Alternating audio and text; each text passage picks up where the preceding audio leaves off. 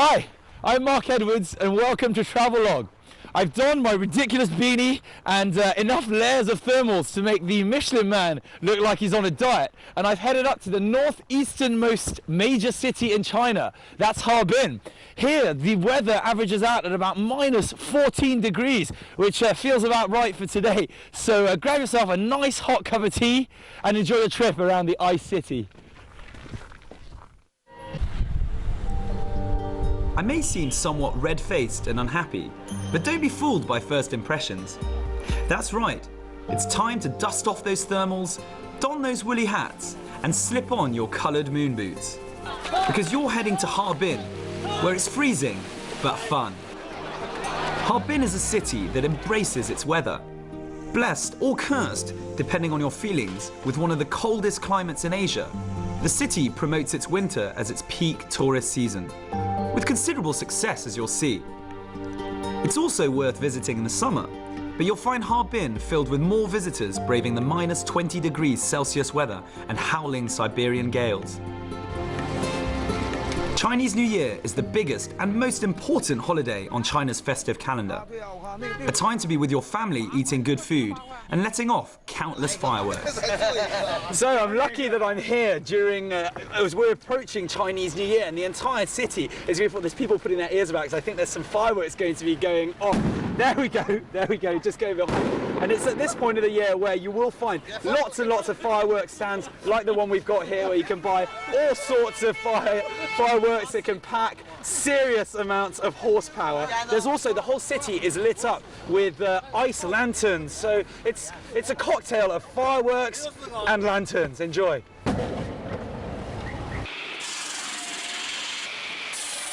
Chinese New Year, or Spring Festival as it's commonly known, takes on a slightly different look in Harbin. Certainly when you compare it to other places in China.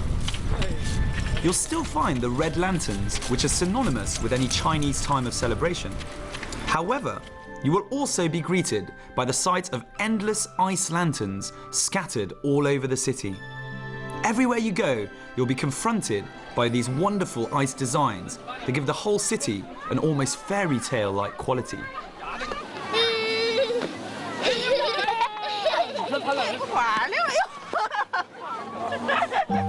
Called the St. Petersburg of the Orient, Harbin is one of China's most beautiful cities. It's well known for its unique Russian and European-influenced architecture, which helps give Harbin its distinctive character. You'll find architectural gems dotted all over the city, from Russian Orthodox churches to Buddhist temples. The Russian influence is perhaps the most visible thanks to Heilongjiang province's proximity to Russia. It's certainly an odd sensation to be walking around a Chinese city that has such an incredible Sino-European mix and atmosphere.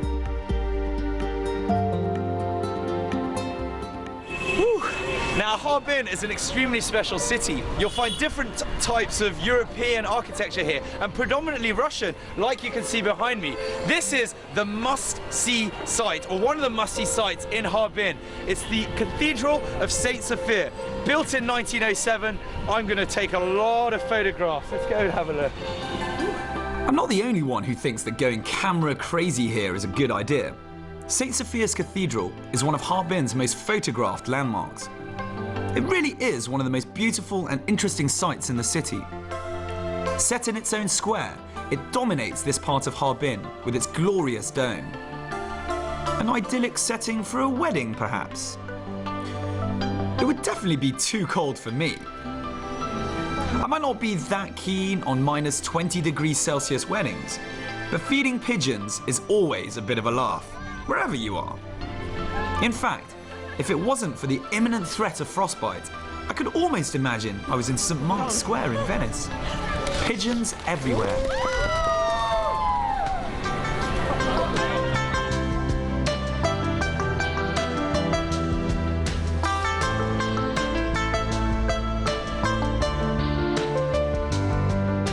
Once inside, you'll be treated to what remains of the interior religious artifacts, such as the beautiful frescoes above and around you in the center of the room. The artifacts are still incredibly well preserved and clear for everyone to see. The Russian Orthodox Cathedral is also home to the HAERBIN Architecture and Art Center. And in my case, it's a wonderful refuge from the chilly weather outside. Here you'll find an interesting photographic storyboard of HAERBIN's history. It's open from 8:30 in the morning and closes at 5 in the afternoon. Despite the majority of the captions being in Chinese, you can definitely get a feel of what the city used to look like from photographs dating all the way back to the 1900s. There are also additional photos available via touchscreen computers.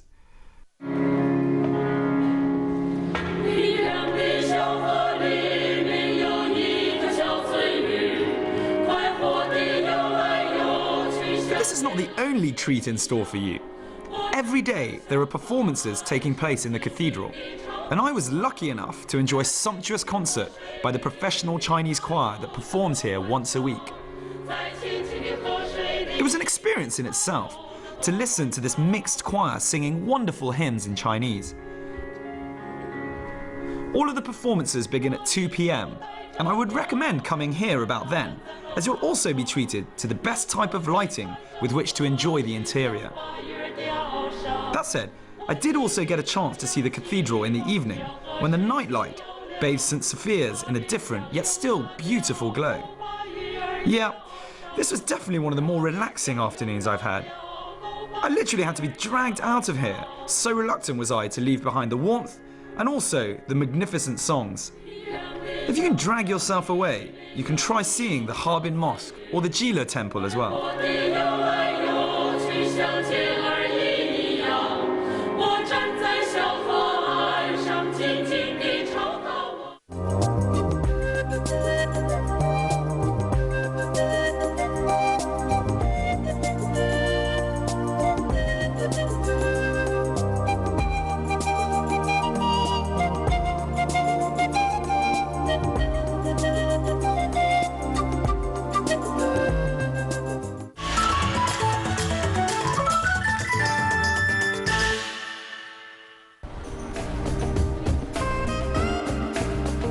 Right, time for some retail therapy.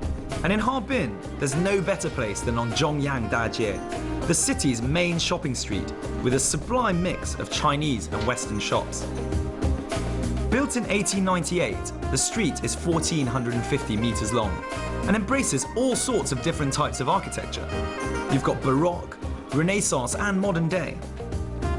The cobblestones that form the street were designed and laid in 1924 by a Russian engineer, with every stone costing $1 silver. Thus, it became known as the Golden Street. Even back in the 1920s, the street was famous as a global shopper's heaven. Perfume from France, linen from India, furs from Russia and wool from the UK gave this street its fame. In some ways, Harbin is as much a cultural mecca as it is a recreational centre. But it's certainly a good place to go shopping and explore the streets. There are also numerous fine restaurants and bars along Zhongyang Dajie, with a high percentage of them being Western or Russian. This is also a good area to pick up some Russian goods and souvenirs, as there are many shops that specialise in this. Right, well, as they say, it's all about location when you're looking to invest in property. And the French entrepreneurs who built the famous modern hotel got that bit right.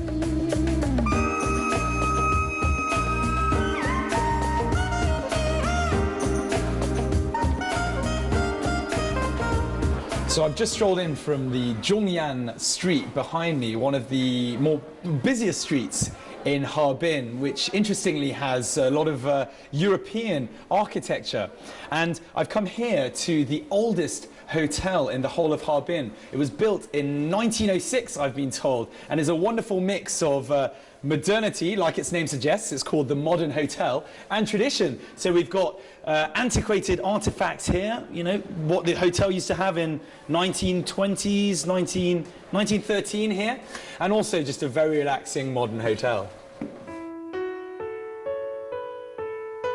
Situated right off Zhongyang Dajie, the name is a slight misnomer, as the modern hotel was built in 1906 and remains Harbin's oldest hotel. It's an elegant building with an ice sculpture of a lion greeting you on your arrival.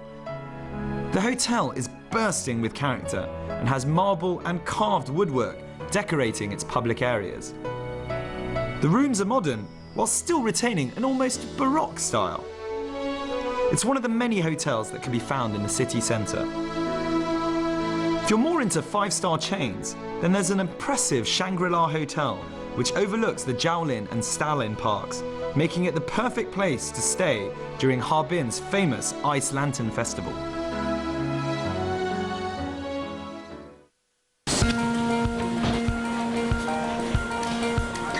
Anyway, I was starting to get a little peckish, and I'd already been informed of another thing the hotel was famous for, and that's food. I'm not just talking about the hotel restaurant, but its food court built on the side of the establishment. So I headed off to see what I could offer my growling stomach. So, having just stepped around from the modern hotel, I've been told that the food that they serve here is also very famous, and we're here in their sort of annex of the food area. And as you can see, a lot of people here, they're famous for all the little eateries over there, so hot food, but especially for cakes, yogurt, ice cream, and I've been told ice lollipops. Let's go give those a go, they're over there. 多少钱一个？2块嘛，相不2块，1块5的，对，相不哦，我说460块钱，来一个这个吧，1块5这个，对对对，2块钱一个，对，涨价了，对，加料了也是啊，来2个，So, this is how it's done in Harbin. I've been told even local Harbin people like grabbing some ice cream and just chilling out, quite literally, at minus 18 degrees, which is where we are right now. My hands are freezing, but the ice cream's great. Being a bit of a people watcher, I was intrigued to see a queue building up not far from where I was. I needed some answers. Harbin is very famous for its red sausage, which is sold across the country. People won't be deterred by large queues in a bid to secure themselves some of this particular Harbin speciality.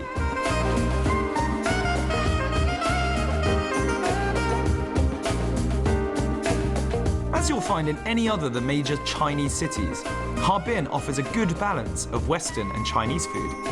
Whatever your tastes, they should be catered for here, with a greater selection of Russian restaurants. Logically though, you can find more northeastern specialities in terms of Chinese food. Give the dumplings here a go. They're perfect for warming up those frozen bellies.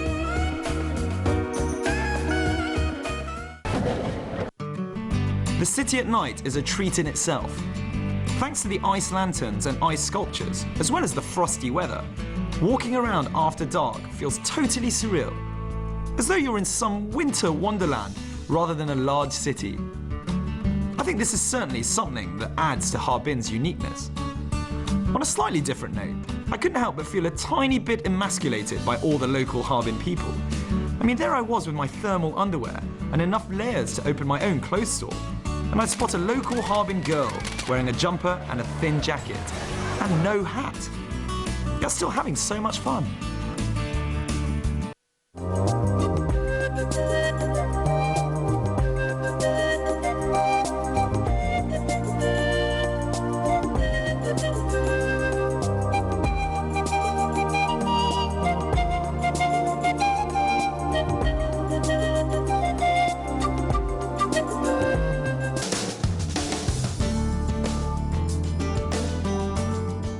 Have you had your shot? How about you? And you? I've had mine. To prevent human swine influenza, high-risk groups should get vaccinated. The government is arranging vaccination for healthcare workers, pig farmers and slaughterhouse workers. Children, elders, persons with chronic illnesses and pregnant women can also receive free or subsidized vaccination. Remember to bring along your identity documents and vaccination records when having the jabs.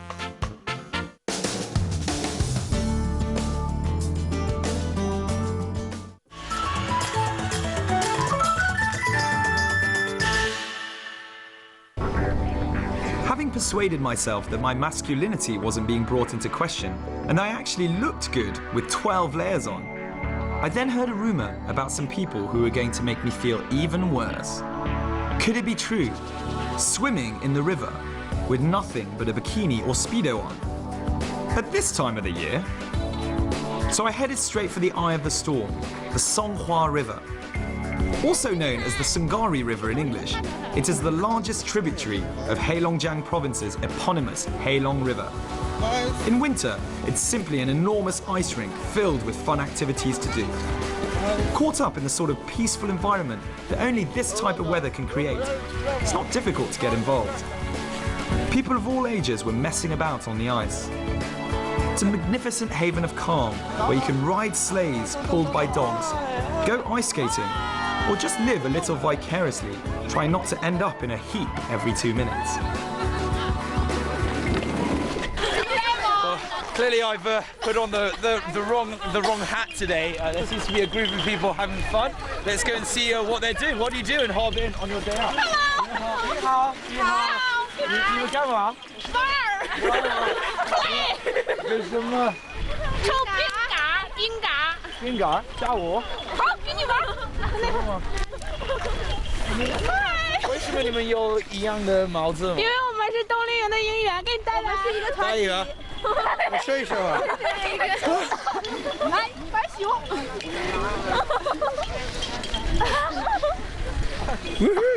I can now. 谢谢。这个手伸进去。真的叫我，真的我。I don't really know what I'm supposed to be doing, but I've got the hat. I think I've got the right gear. So let's have a look. Hey, have a look at this guy. Have a look at this guy. Woo!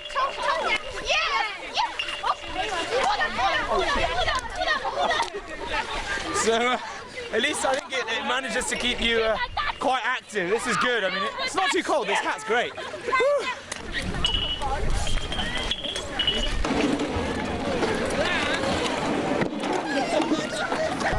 So we're just heading in to go and see the wonderful people who go swimming in minus 14 degrees. I can't really say I'm jealous, but let's see whether they change my mind.